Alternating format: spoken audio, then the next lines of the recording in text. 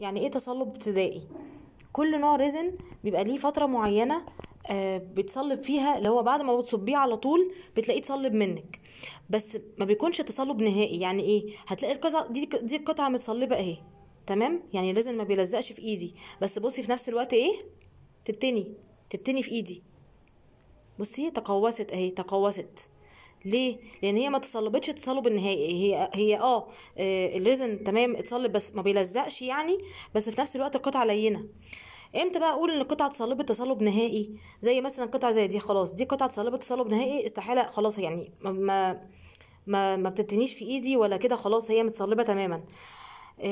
التصلب الابتدائي اللي هو مثلا بيقعد حوالي 12 ساعه، من 12 ل 24 ساعه، تمام؟ ده تصلب ابتدائي. التصلب النهائي اللي هو مثلا بيكون من خلال بعد اسبوع بقى لشهر، يعني بيكون من اسبوع لشهر. عشان كده بنقول ان الكوسترز اللي يعني تستخدم في الحاجات السخنه بعد شهر من التسليم، علشان ممكن في خلال الشهر ده الحاجه السخنه يعني ايه تاثر على الريزن.